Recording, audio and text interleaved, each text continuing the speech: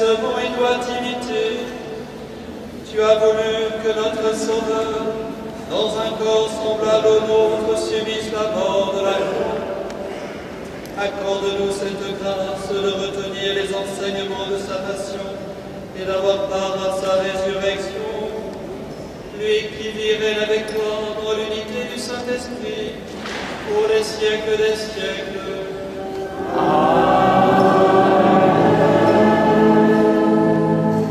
Nous pouvons nous asseoir pour écouter la première lecture.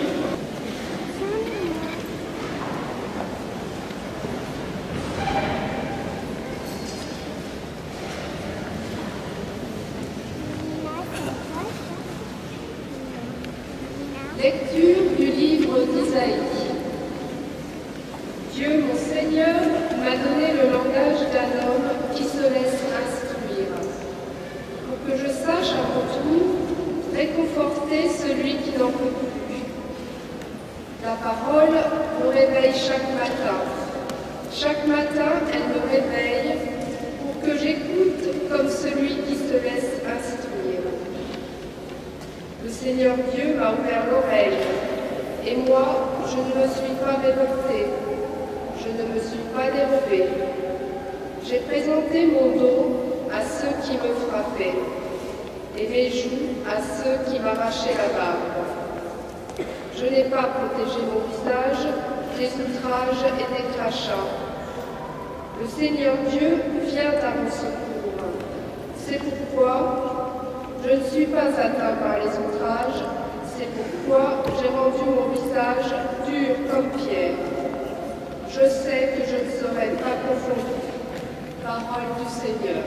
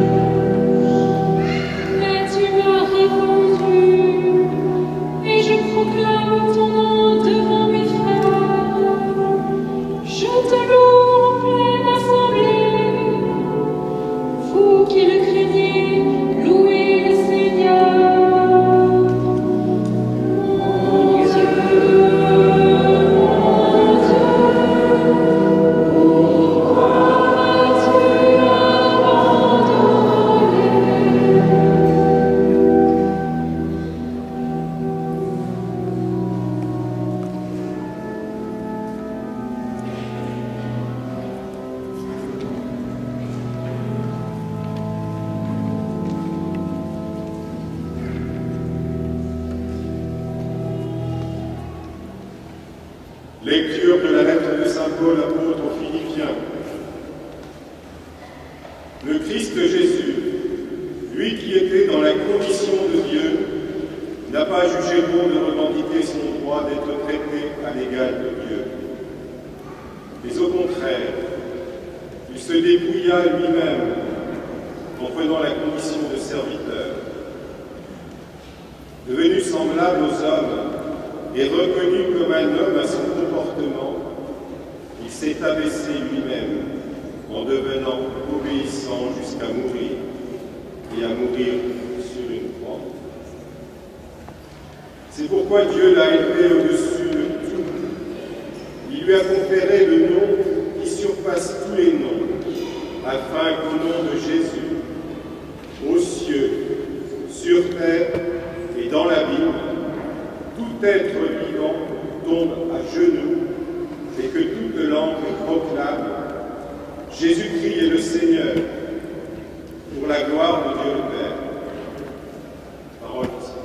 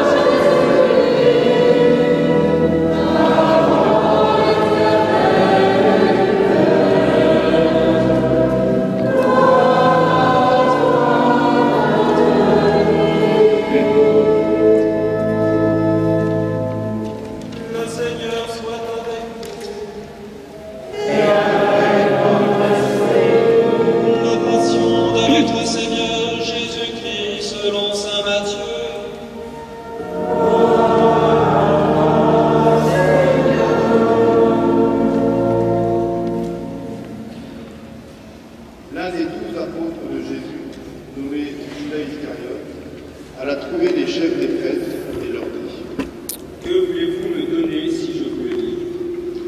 Ils lui proposèrent 30 pièces d'argent. Dès lors, Judas cherchait une occasion favorable pour le livrer. Le premier jour de la fête des pains sans levain, les disciples vinrent à Jésus. « Où veux-tu que nous te préparions le repas de la Pâque ?» Il leur dit : « Allez à la ville, chez un tel, et dites-lui, le maître te fait dire, mon temps est proche, c'est chez toi que je veux célébrer la Pâque avec mes disciples. » Les disciples firent ce que Jésus leur avait prescrit, et ils préparèrent la Pâque. Le soir venu, Jésus se trouvait à table avec les 12. Pendant le repas, il leur déclara : « Vraiment, je vous le dis, l'un de vous va me livrer. » Profondément attristés, ils se mirent à lui demander l'un après l'autre : « Serait-ce moi, Seigneur ?» Il leur répondit : « Celui qui vient de se servir en même temps que moi, celui-là va me livrer. Le Fils de l'homme s'en va, comme il est écrit à son sujet. Mais malheureux l'homme par qui le Fils de l'homme est livré. Il vaudrait mieux que cet homme-là ne soit pas né. » Judas, celui qui le livrait, prit la parole. « Rabbi, serait-ce moi ?» Jésus lui répondit : « Tu l'as dit. » Pendant le repas, Jésus prit le pain, prononça la bénédiction, le rompit et le donna à ses disciples en disant : « Prenez, mangez, ceci est mon corps. » Puis, prenant une coupe et rendant grâce, il la leur donna en disant : « Buvez-en tous, car ceci est mon sang, le sang de l'Alliance, répandu pour la multitude en rémission des péchés. Je vous le dis, désormais, je ne boirai plus de ce fruit de la vigne, jusqu'au jour où je boirai un vin nouveau avec vous dans le royaume de mon Père. » Après avoir chanté les psaumes, ils partirent pour le mont des Oliviers. Alors Jésus leur dit: « Cette nuit, je serai pour vous tous une occasion de chute, car il est écrit: je frapperai le berger, et les brebis du troupeau seront dispersées.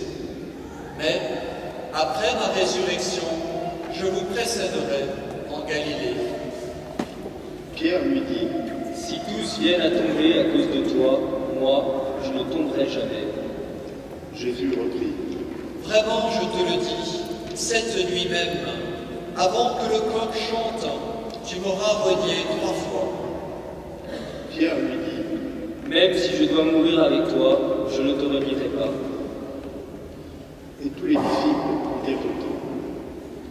Jésus parvint avec eux à un domaine appelé Gethsémani et leur dit: « Restez ici pendant que je m'en vais là-bas pour prier. » Il emmena Pierre ainsi que les 2 fils de Zébédée et commença à ressentir tristesse et angoisse.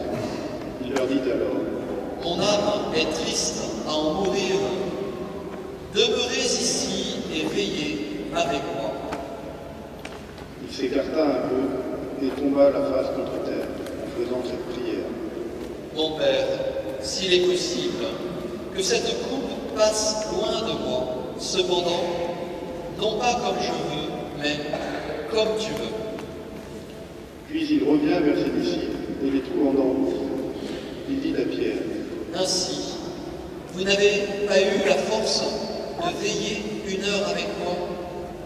Veillez et priez, pour ne pas entrer en tentation. L'esprit est ardent, mais la chair est faible. » Il retourna prier une 2e fois: « Mon Père, si cette coupe ne peut passer sans que je la boive, que ta volonté soit faite. » Revenu près des disciples, il les trouva endormis, car leurs yeux étaient lourds de sommeil. Il les laissa et retourna prier pour la 3e fois, répétant les mêmes paroles.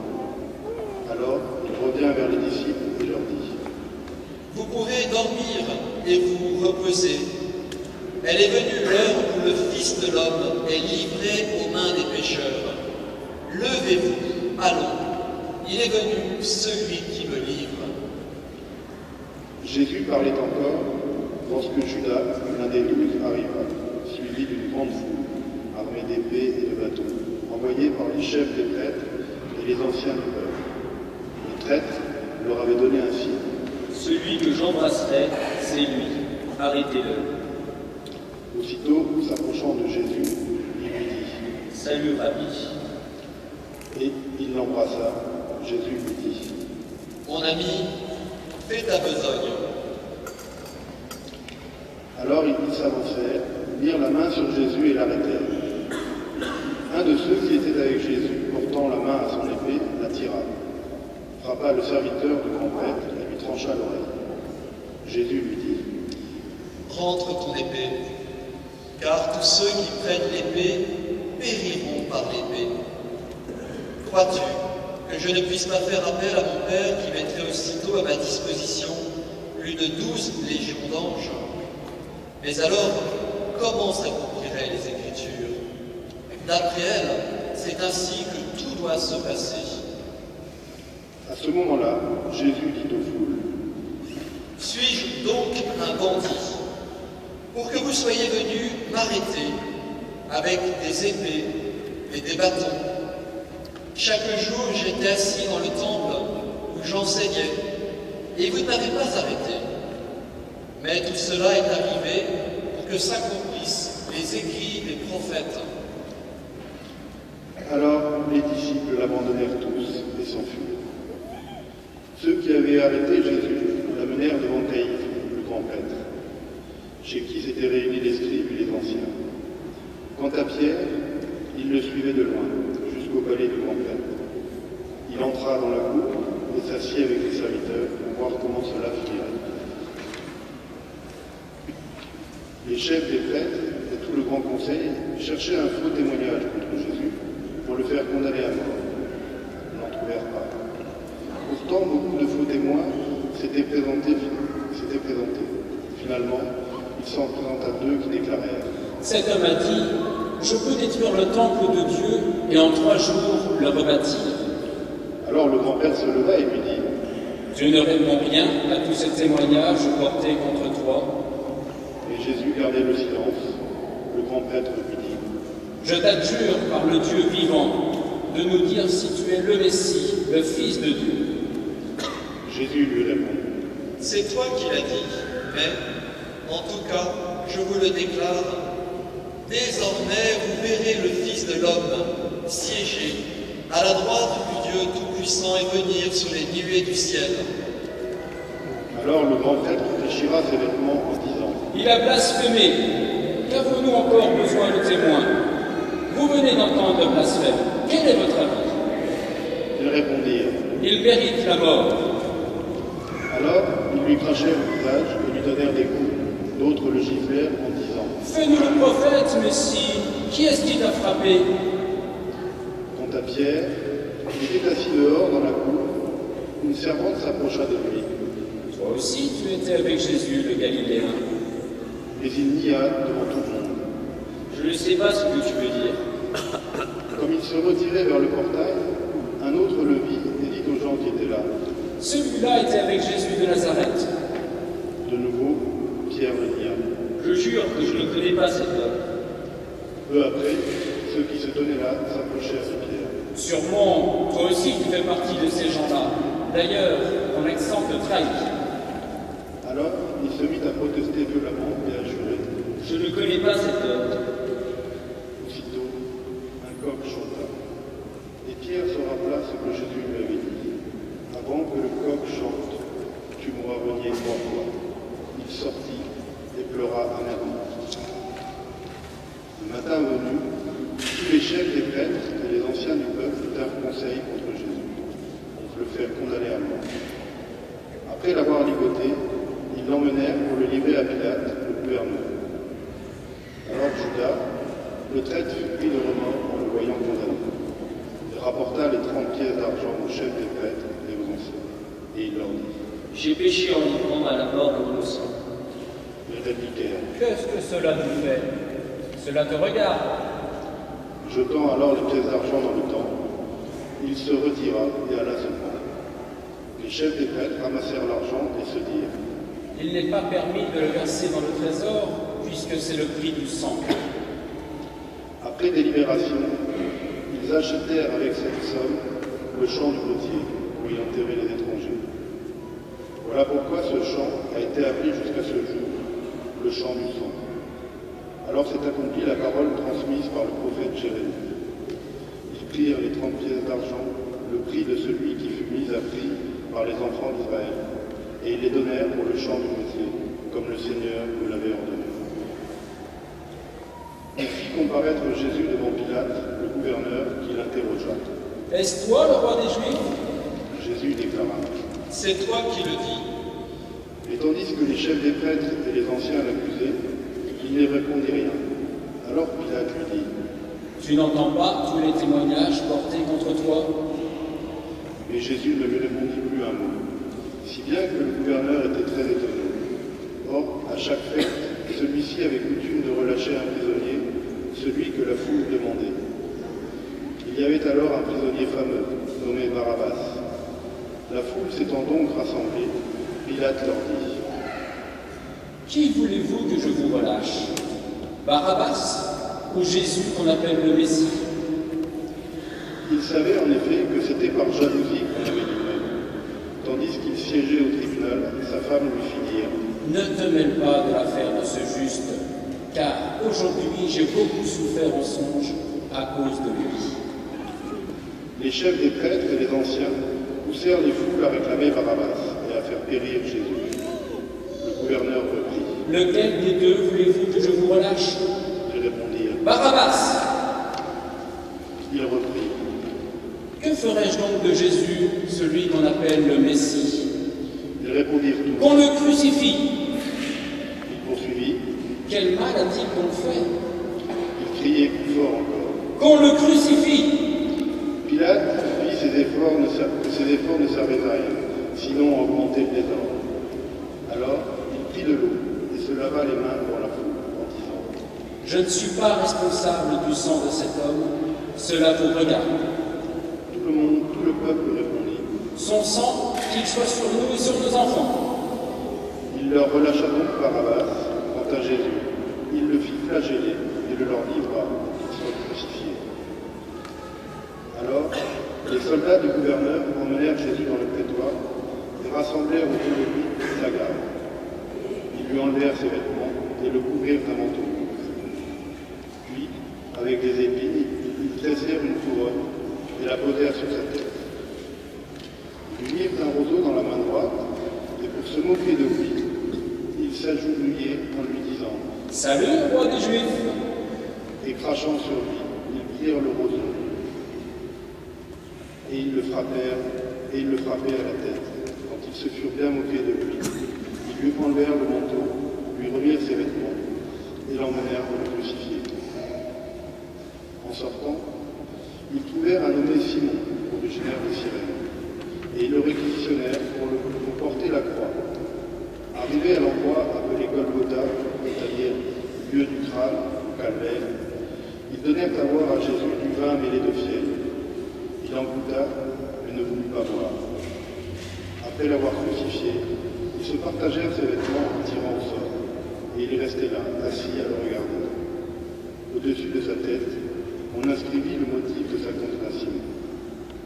Celui-ci est Jésus, le roi des Juifs. En même temps, on crucifie avec lui deux bandits, l'un à droite et l'autre à gauche. Les passants l'injuriaient en hochant la tête. Toi qui détruis le temple et le rebâtis en 3 jours, sauve-toi toi-même si tu es fils de Dieu et descends de la croix.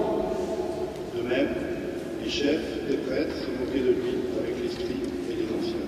Il en a sauvé d'autres et il ne peut pas se sauver lui-même. C'est le roi d'Israël qui descend maintenant de la croix, nous croirons en lui. Il a mis sa confiance en Dieu, que Dieu le délivre maintenant s'il l'aime, car il a dit « Je suis fils de Dieu ». Les bandits crucifiés avec lui l'insultaient de la même manière. À partir de midi, l'obscurité se fit sur toute la terre jusqu'à 3 heures. Vers 3 heures, Jésus cria d'une voix forte. Élie, Élie, lama sabachthani. Ce qui veut dire mon Dieu, pourquoi m'as-tu abandonné? Quelques-uns de ceux qui étaient là disaient en entendant le voilà qui appelle le prophète Élie. Aussitôt, l'un d'eux voulut prendre une éponge qu'il trempa dans une boisson vinaigrée. Il l'a mis au bout d'un roseau pour lui donner à boire. Les autres dirent Attends, nous verrons bien si Élie va venir le sauver. Mais Jésus, poussant de nouveau un cri, rendit l'esprit. Nous nous mettons à genoux.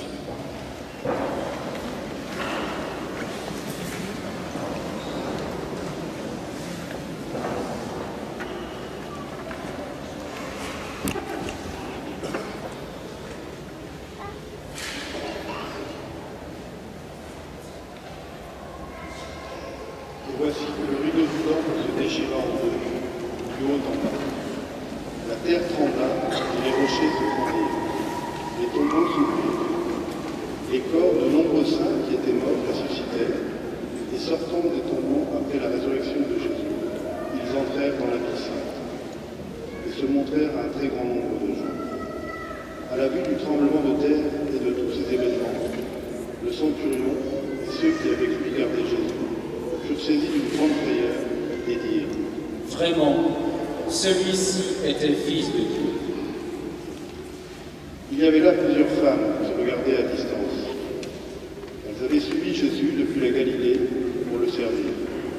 Parmi elles se trouvait Marie-Madeleine, Marie, mère de Jacques et de Joseph, et la mère des fils de Zébédée. Le soir venu, un homme riche, originaire d'Arimathie, qui s'appelait Joseph, et qui était devenu lui aussi disciple de Jésus. Il alla trouver Pilate pour demander le corps de Jésus. Alors Pilate ordonna de le remettre. Devant le corps, Joseph l'enveloppa dans un linceul neuf et le déposa dans le tombeau qu'il venait de se faire tailler dans le roc.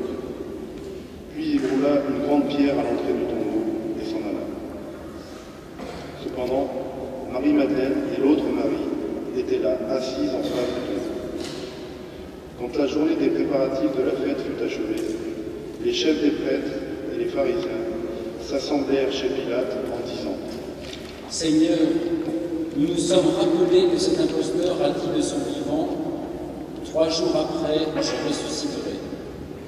Donne donc l'ordre que le tombeau soit étroitement surveillé jusqu'au 3e jour, de peur que ses disciples ne viennent le dérober et ne disent au peuple : il est ressuscité d'entre les morts.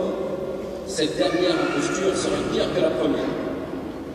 Pilate leur déclara : Je vous donne une garde. Allez, organisez la surveillance comme vous l'entendez.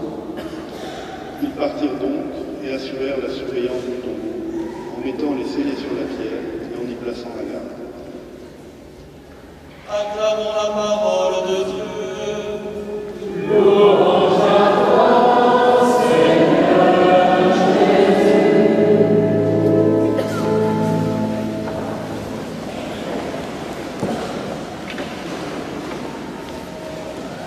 Frères et sœurs, pourquoi entendre ce récit du procès du Christ aujourd'hui, alors que nous étions il y a encore quelques instants dans la joie de cette entrée dans la cathédrale avec nos rameaux, accompagnés par cette atmosphère printanière et lumineuse, ce dimanche aussi qui nous rassemble.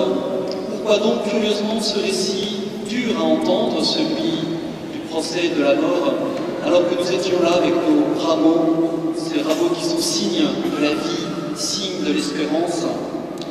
Eh bien, le Christ ne souhaite pas nous leurrer. Il y a 20 siècles, il y avait cette attente, une double attente. Il y avait l'attente du Messie, de Dieu. Il y avait aussi l'attente de la libération à l'égard des occupations, des autorités d'occupation romaines.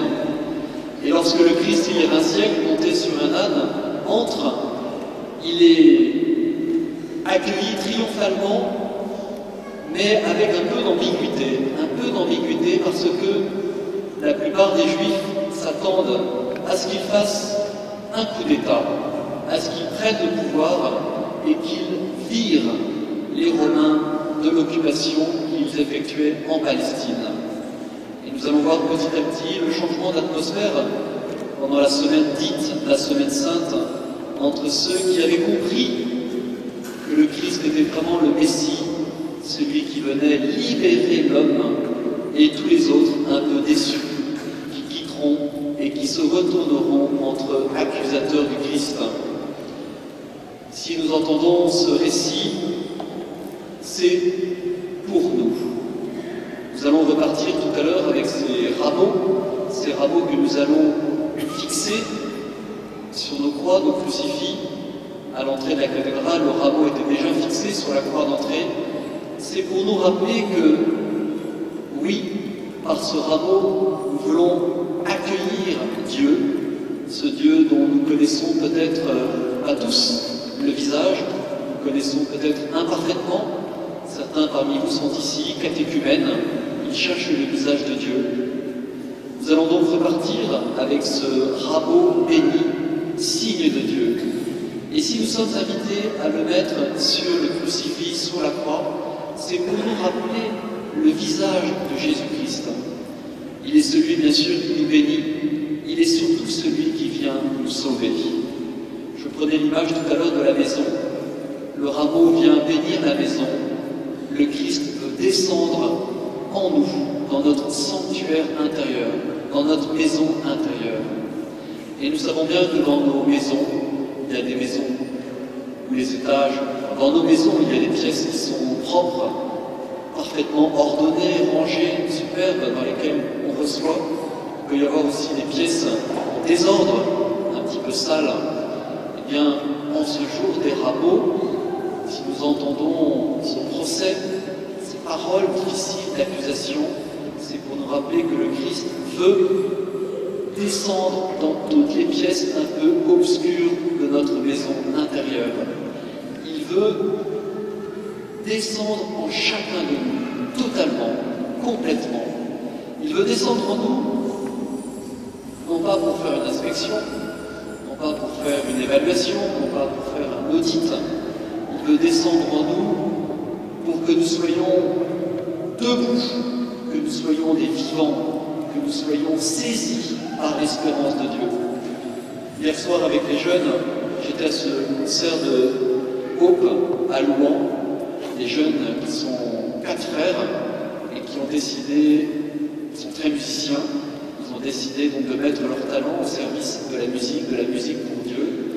Et en les voyant, je peux vous assurer que j'ai vu immédiatement des visages de jeunes ressuscités tellement ils étaient beaux. Eh bien, ces visages, nous sommes invités à les avoir, chacun d'entre nous, des visages déjà de Pâques. Comment? Eh bien, en laissant le Christ descendre en nous, nous rejoindre. Et la question c'est, mais jusqu'où, Seigneur, j'accepte que tu viennes dans ma maison? Jusqu'où, Seigneur, j'accepte que tu viennes me voir? Frères et sœurs, cette semaine sainte, la semaine qui commence aujourd'hui par les rameaux, elle est stratégique, elle est décisive, elle est vraiment majeure. Depuis Noël, c'est la semaine la plus importante de notre foi. Pourquoi? Parce que nous allons, en cette semaine, passer de la mort à la vie.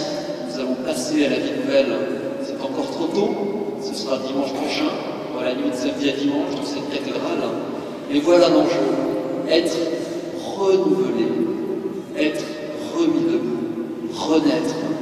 Ceux qui portent le très beau prénom de René portent le prénom de Pâques, renaître, revivre. Voilà, donc pour terminer, bien, encore une fois, ce récit nous permet de voir jusqu'où le Christ encaisse les coups, encaisse notre péché, non pas pour nous accuser, mais au contraire pour nous relever. Alors la question que le Seigneur nous pose aujourd'hui, en ce dimanche des rameaux, veux-tu me laisser entrer dans ta maison, dans ton cœur? Jusqu'où veux-tu que j'entre chez toi? Amen.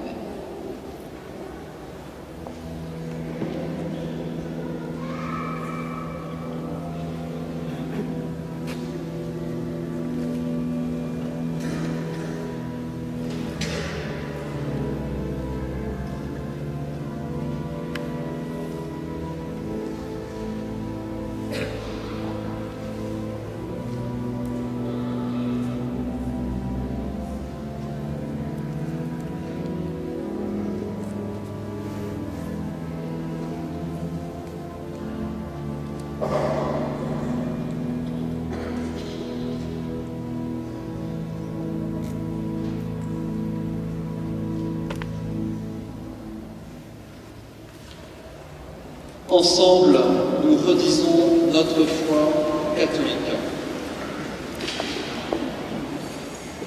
Nous prenons cette prière transmise par les apôtres il y a 20 siècles, le symbole des apôtres.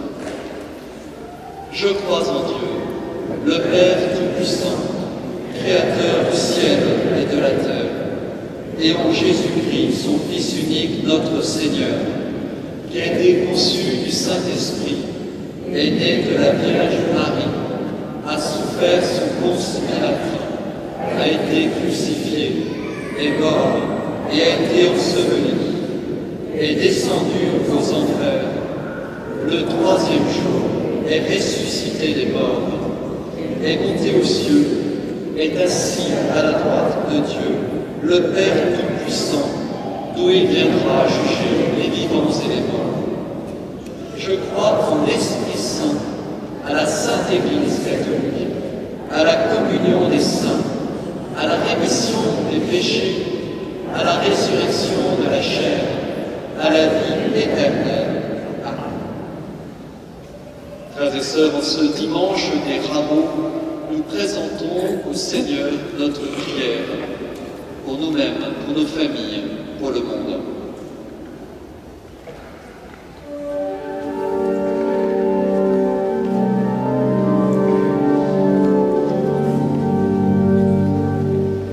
Jésus-Christ, ton serviteur,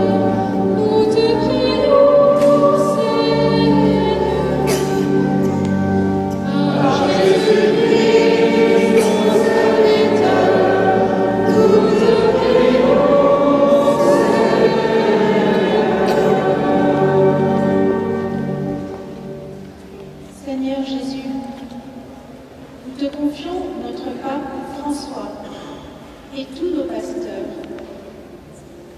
Qu'il fasse entendre au monde entier la voix de la sagesse et des valeurs évangéliques. Que ta parole, en cette journée mondiale de la jeunesse, touche beaucoup de jeunes et suscite de nombreuses vocations. Jésus serviteur, toi qui es venu pour sauver l'humanité, écoute-nous.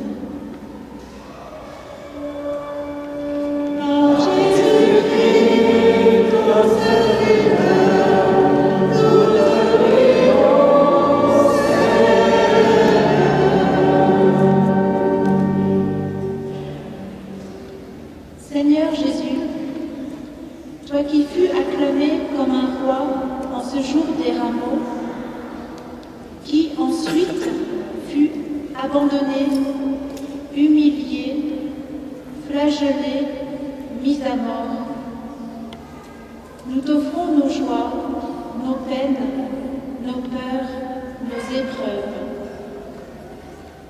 Toi qui as connu la passion, protège les peuples opprimés, les chrétiens persécutés, les enfants maltraités. Pour les innocents condamnés, pour ceux qui ont été trahis, Jésus, notre Rédempteur, nous te prions. Par Jésus-Christ, ton serviteur, nous te prions.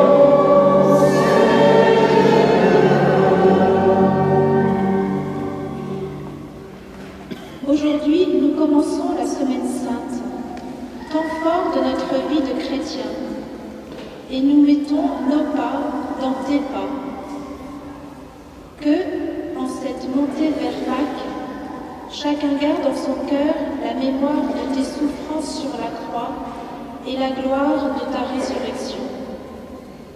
Aide, Seigneur, notre communauté à accompagner avec compassion ceux qui, en ce moment, vivent leur chemin de croix. Pour ceux qui désespèrent et se découragent, ceux qui souffrent de solitude, Dieu d'amour et d'espérance, nous te prions. Par Jésus-Christ, ton serviteur, nous te prions, Seigneur.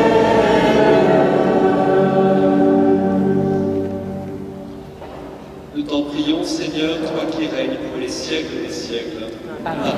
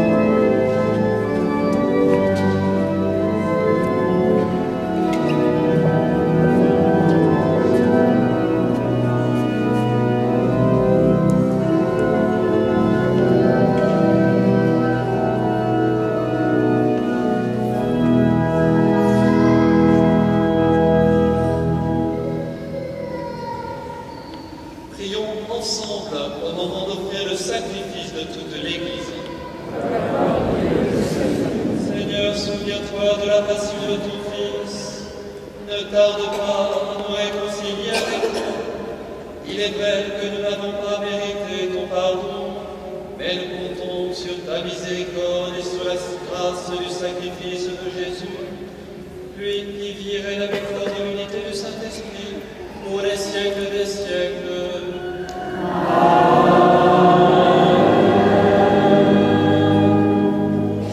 Le Seigneur soit avec vous. Élevons notre cœur. Rendons grâce au Seigneur notre Dieu.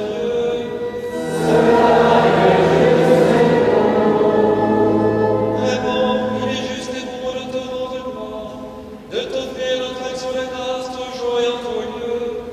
À toi, Père très saint, Dieu éternel et tout-puissant par le Christ notre Seigneur. Alors qu'il était innocent, il a voulu souffrir pour les coupables, et sans avoir commis le mal, il s'est laissé juger comme un criminel. En mourant, il détruit notre péché, en ressuscitant, il nous fait vivre et nous sanctifie. C'est par lui que la terre et le ciel, le peuple de Dieu avec tous les anges, ne cessent de t'acclamer en chantant.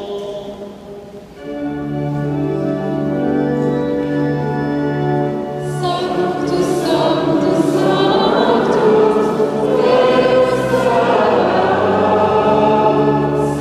Sanctus, Sanctus, Sanctus, Deus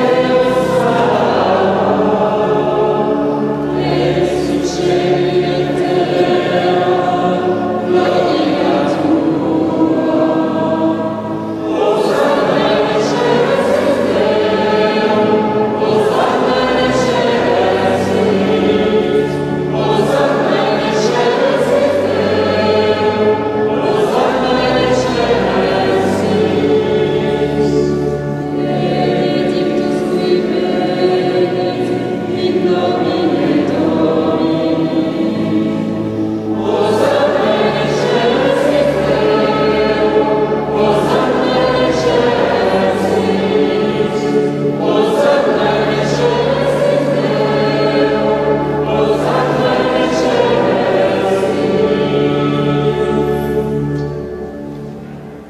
Tu es vraiment Saint Dieu de l'univers, toute la création proclame ta louange. C'est toi qui donnes la vie, c'est toi qui sanctifies toutes choses. Par ton Fils, Jésus-Christ, notre Seigneur, avec la puissance de l'Esprit Saint. Et tu ne cesses de rassembler ton peuple partout dans le monde, afin qu'il te présente une fois de plus. C'est vous, nous voici rassemblés devant toi. Et dans la communion de toute l'Église, en ce premier jour de la semaine, nous célébrons le jour où le Christ est ressuscité d'entre les morts.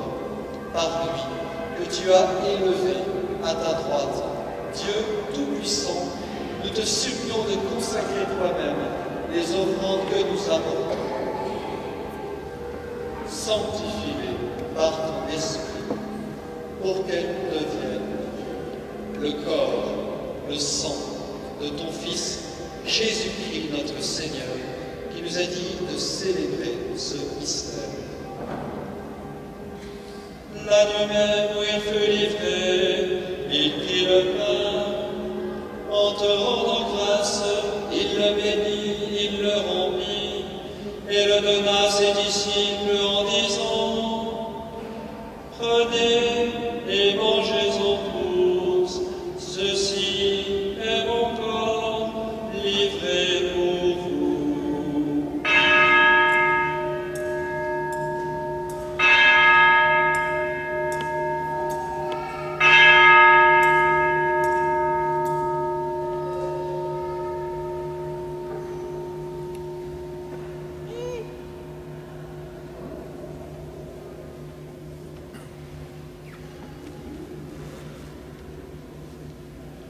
De même, à la fin du repas, il prit la coupe.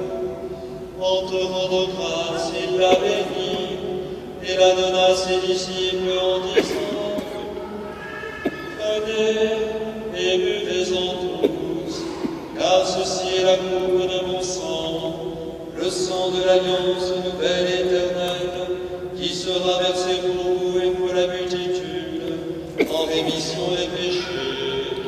Vous ferez cela en mémoire de moi.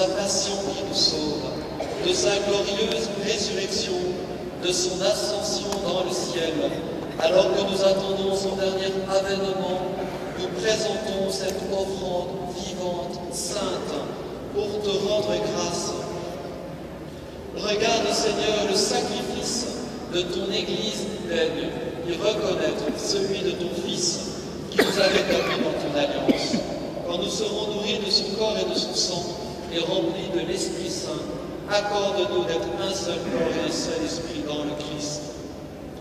Que l'Esprit Saint fasse de nous une éternelle offrande à ta gloire, pour que nous obtenions un jour les biens du monde à venir, auprès de la Vierge Marie, la bienheureuse Mère de Dieu, avec Saint Joseph, son époux, avec les apôtres, les martyrs, avec Saint Vincent, saint patron de cette cathédrale, Saint Pierre, Saint Côme, Saint Juste de Bretonnière qui ne cesse d'intercéder pour nous. Et maintenant, nous te supplions, Seigneur, par le sacrifice qui nous réconcilie avec toi, étends au monde entier le salut et la paix. Affermis la foi, la charité de ton Église. Daigne, au long de son chemin sur la terre, veille sur ton serviteur, le pape François, notre évêque Benoît, l'ensemble des évêques et prêtres, les diacres, le peuple des rachetés.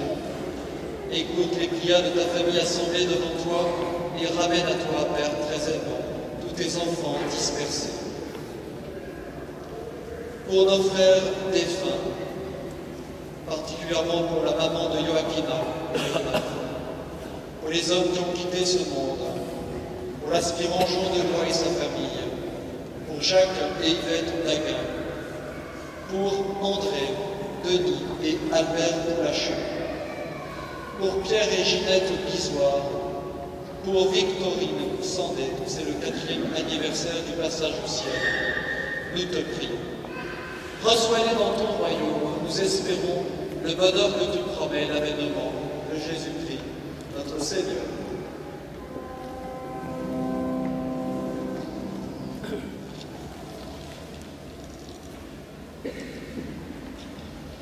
En lui, avec lui, en lui. À toi, Dieu le Père Tout-Puissant, dans l'unité du Saint-Esprit. Amen.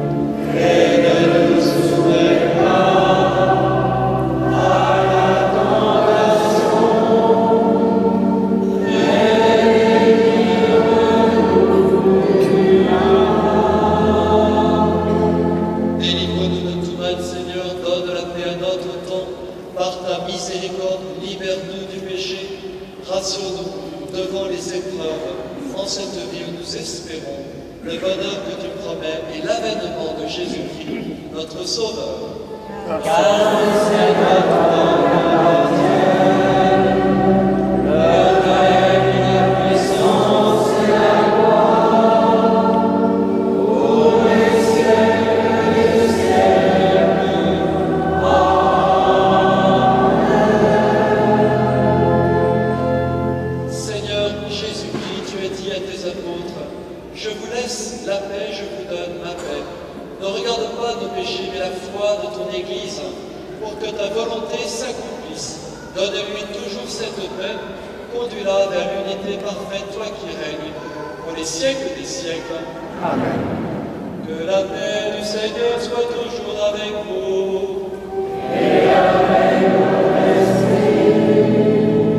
Frères et sœurs, ce dimanche des rameaux dans la charité du Christ, donnez-vous la paix.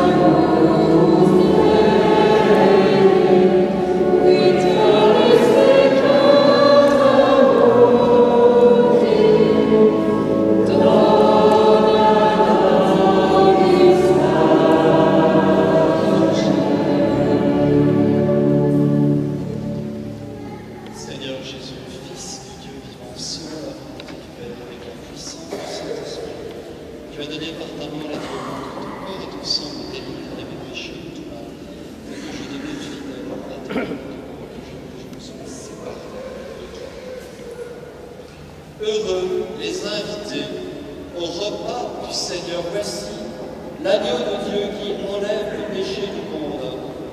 Seigneur, je ne suis pas digne de t'asseoir, mais dis seulement une parole qui suffit. Que le corps de Christ nous garde pour la vie éternelle.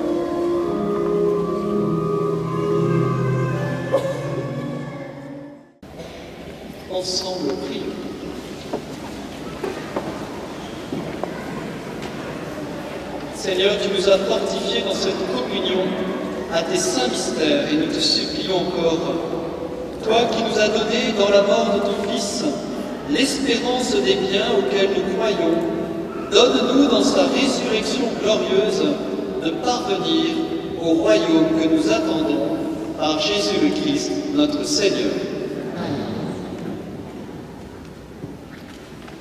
Alors une seule annonce, est-ce que peuvent lever les mains des jeunes pour aider à la distribution de ce flyer à la sortie de la messe? 6 jeunes, une main, 2 mains, 3 mains, 4 mains, 5 mains, 6 mains. Merci. Alors, à la sortie de la messe, 7 avec Florence. À la sortie de la messe, il y aura une deuxième annonce.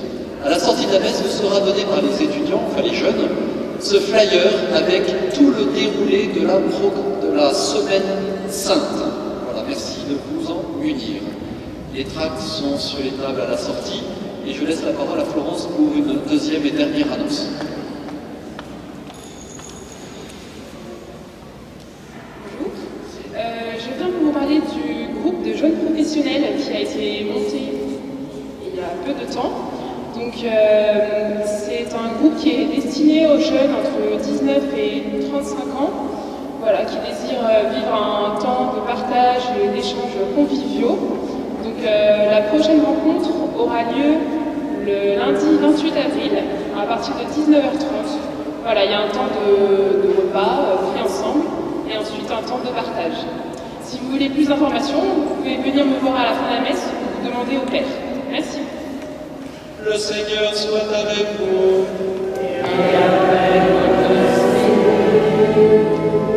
Les bénédictions solennelles, c'est le moment de répondre Amen avec intensité. Dieu votre Père, le Père de toute miséricorde, vous a donné dans la passion de son Fils la plus belle preuve de son amour, qu'il vous aide maintenant à découvrir, à son service et à celui de vos frères, jusqu'au vers le don de sa grâce.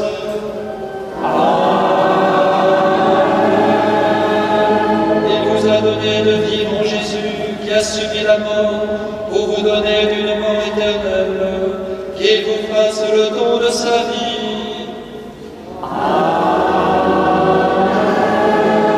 Après l'avoir suivi dans les épreuves, puissiez-vous entrer avec lui dans sa gloire de ressuscité.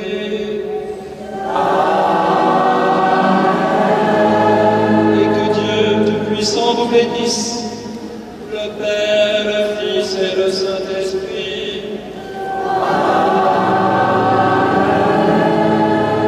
Allez dans la paix du Christ.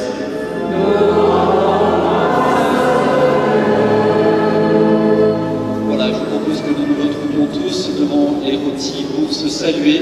Évitez s'il vous plaît de passer par là. Merci beaucoup.